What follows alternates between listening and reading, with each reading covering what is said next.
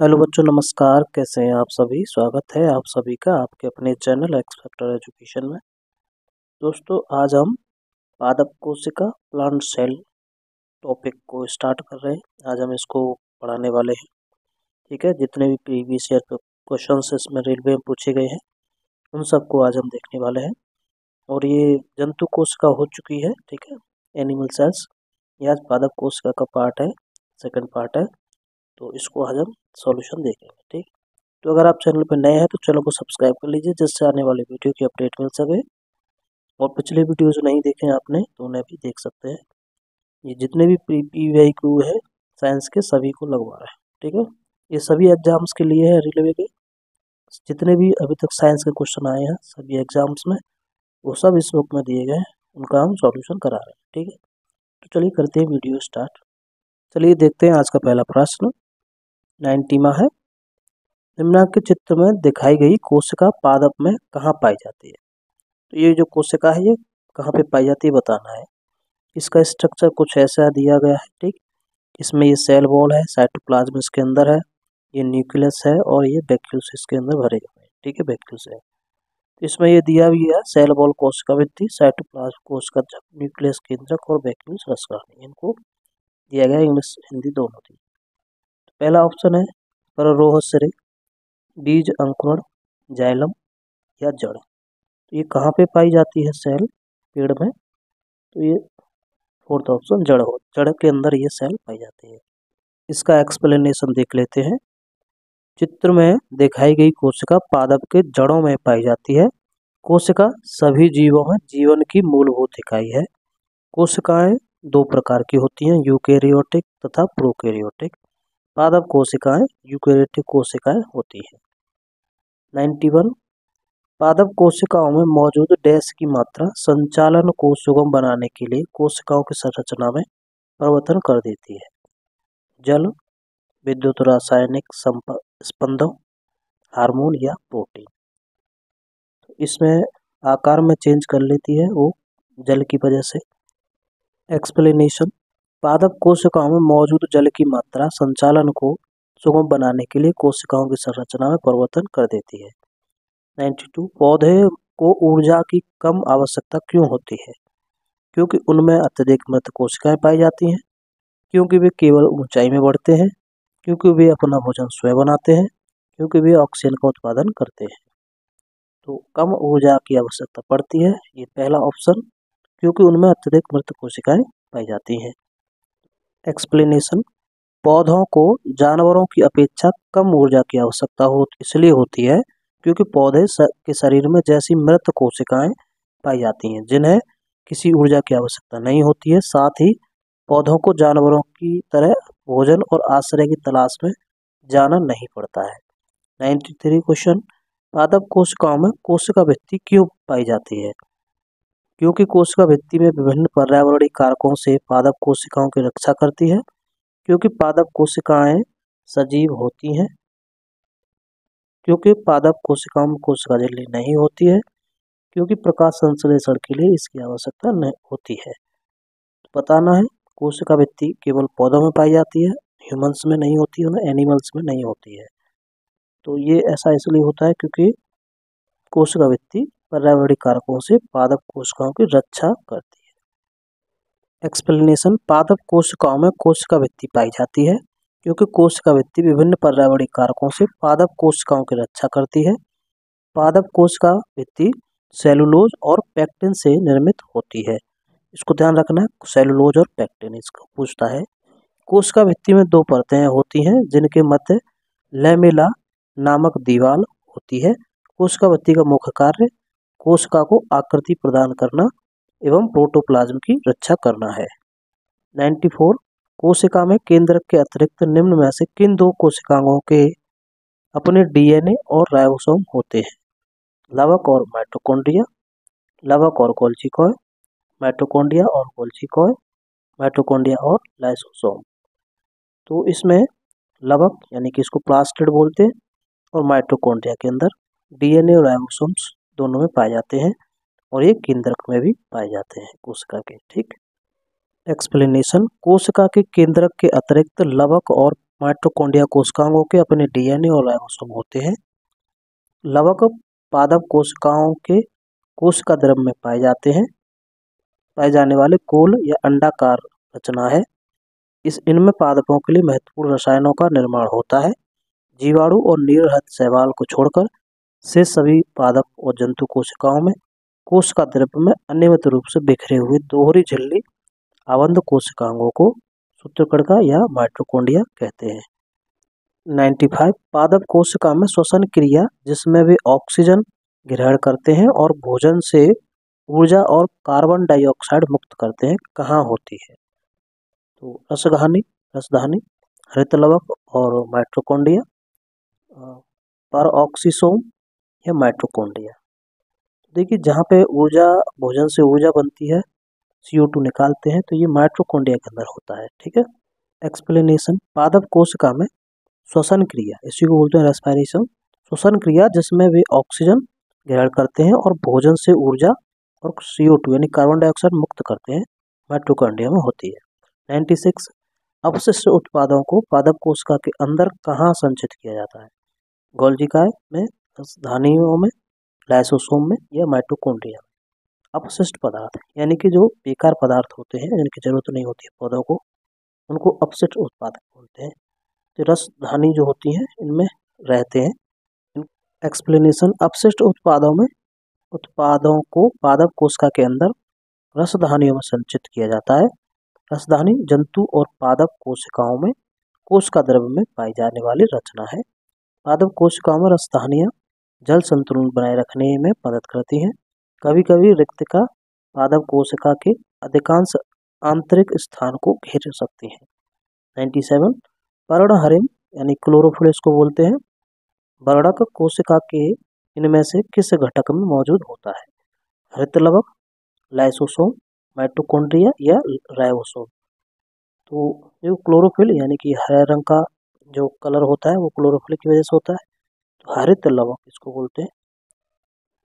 Explanation, हरित लवक पौधे के लिए अत्यंत महत्वपूर्ण कोशिकीय संरचना है। इसमें मौजूद पर्णहरित यानी क्लोरोफिल वर्णकों की सहायता से प्रकाश संश्लेषण क्रिया संपन्न होती है। इसमें क्लोरोफिल के अतिरिक्त ज़ैंथोफिल और कैरोटीन वर्णक भी पाए जाते हैं। तो ध्यान रखना है क्लोरोफिल के अलावा क्या क्या होता है इसमें, ज़ैंथोफिल और कैरोटीन।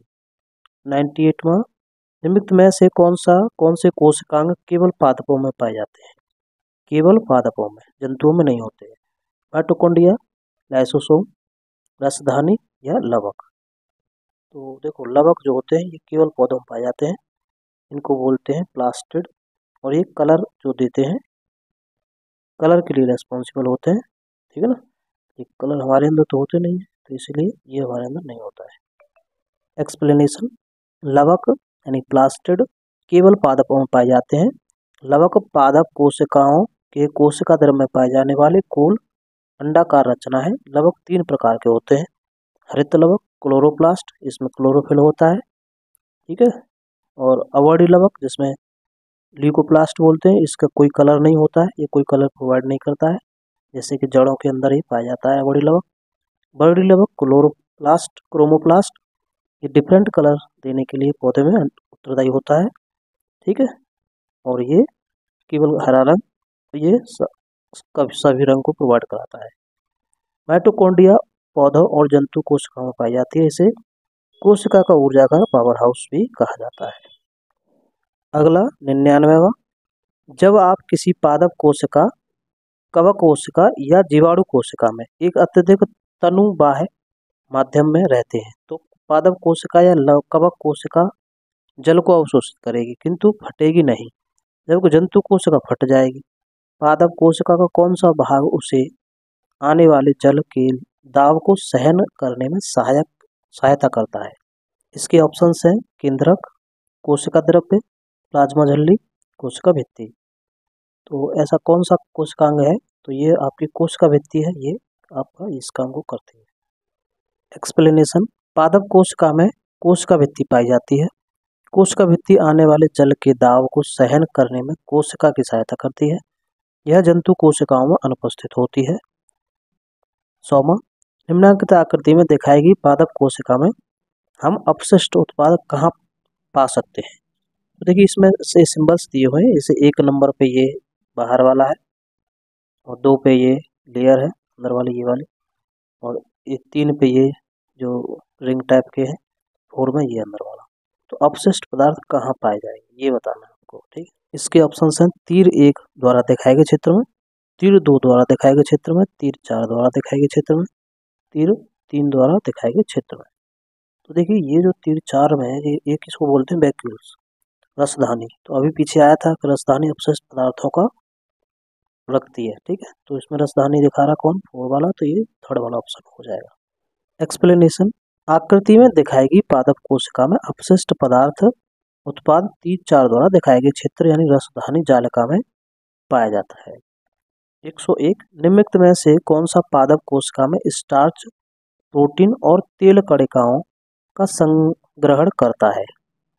तो स्टार्च, प्रोटीन और तेल यानी बसा, जिस तेल को मतलब बसा कह सकते हैं, इनको रखता है कौन है, हरित लवक, अवॉयडी लवक, बर्डी लवक या जीव द्रव्यक। तो ये सब कौन रखता है, अवॉयडी लवक, ठीक है। अवॉयडी लवक मतलब ल्यूकोप्लास्ट इसको बोलते हैं, ये जड़ों में पाया जाता है। तो हमारे अंदर जड़ें जो होती हैं, हम खाने का काम भी करते हैं कुछ जड़ों को, तो इन जड़ों में सब ये सब भोजन हमारे लिए पाया जाएगा, ठीक है। एक्सप्लेनेशन, केवल पादप कोशिकाओं में ही पाए जाने वाली दोहरी झिल्ली आबंध कोशिकांग लवक प्लास्टिड्स 3 प्रकार के होते हैं, ल्यूकोप्लास्ट, क्रोमोप्लास्ट और क्लोरोप्लास्ट, ठीक है। ये पीछे भी आया था। इनमें से ल्यूकोप्लास्ट अथवा अवॉयडी लवक 3 प्रकार की खाद्य सामग्री, स्टार्च, प्रोटीन और सेल बसाओं कणिकाओं का संग्रहण करता है। अवॉयडी लवक ल्यूकोप्लास्ट रंगहीन लवक है जो सूर्य के प्रकाश से दूर पौधे के अंधेरे हिस्से में डार्क साइड में पाए जाते हैं, ये डार्क साइड है। तो वही मैंने बताया था, जड़ होती हैं वो डार्क साइड अंधेरे में होती हैं, ठीक। 102, निम्नांकित चित्र में दर्शाए गए प्रकार की कोशिका कहाँ पाई जाती है। देखिए ये कोशिका दी है, ये कहाँ पाई जाती है इसको बता, जड़ों और पुष्पों में, पत्तियों और प्ररोहों में, तनों और जड़ों में, पुष्पों और पत्तियों में। तो ये बी वाला ऑप्शन, पत्तियों और प्ररोहों में इसी पाई जाती है इस तरीके से, ठीक है। 103 में एक्सप्लेनेशन में इसमें कुछ है नहीं, ठीक है, वही है क्वेश्चन जैसा ही है, इसको देख लेते हैं। वायुतक कोशिकाओं में यानी एरेंकाइमा सेल्स में डैश में पाई जाती है। तो एरेंकाइमा किस में पाई जाती है बताना। ऑप्शन है इसके, मटर, जलकुंभी, नीम या नागफनी। तो देखिए एरेंकाइमा सेल जो होती हैं ये जलकुंभी में पाई जाएंगी, क्योंकि ये तैर इसके अंदर इनके अंदर एयर भरी होती है, तो जल में तैर सकते हैं आसानी से। एक्सप्लेनेशन, वायुतक कोशिकाएं एरेंकाइमा सेल्स जलीय पौधों जैसे जलकुंभी, सिंघाड़ा आदि में पाई जाती हैं। ऐसे पौधे जिनमें बड़े आकार के अंतराकोशीय अवकाश यानी गैप होते हैं तथा उनमें वायु भरी रहती है, जिसके कारण पादप हल्का बना रहता है और अब पानी की सतह पर आसानी से तैरता रहता है, उन्हें वायुतक कहते हैं। इन वायुतक को वायु कोष्ठ भी कहा जाता है। 104 में रंगहीन लवक क्या कहलाते हैं, ल्यूकोप्लास्ट, एपिकोप्लास्टिड, क्रोमोप्लास्टिड या क्लोरोप्लास्टिड। इसको ल्यूकोप्लास्टिड कहा जाता है, ठीक है। अभी पीछे आया था, मैंने बताया था रंगहीन होता है, कलर नहीं होता है इसका। एक्सप्लेनेशन, रंगहीन लवक ल्यूकोप्लास्टिड कहलाते हैं। ल्यूकोप्लास्ट स्टार्च, लिपिड और प्रोटीन के संश्लेषण और भंडारण के लिए महत्वपूर्ण अंग है। एपिकोप्लास्ट आवश्यक चयापचय कार्यों वाला एक प्लास्टिड है जो द्वितीयक एंडोसिम्बायोसिस के माध्यम से विकसित हुआ है। क्रोमोप्लास्ट फूलों और फलों और कुछ पत्तियों और जड़ों में भी कैरोटीनॉइड बढ़त के संश्लेषण और भंडारण में कार्य करते हैं। क्लोरोप्लास्ट पौधे के एक कोशिकांग है जो प्रकाश संश्लेषक प्रक्रिया के माध्यम से प्रकाश ऊर्जा को अपेक्षाकृत स्थिर रासायनिक ऊर्जा में परिवर्तित करते हैं। 105वां, कुछ जीवाणु प्रकाश संश्लेषी होते हैं। इन कोशिकाओं में प्रकाश संश्लेषक वर्णक कहाँ स्थित होते हैं, विशेष झिल्लियों पर, हरित लवक में, कोशिकाओं के कोशिका द्रव्य में, प्लाज्मा झिल्ली के अंतर्वलन इनफोल्डिंग में।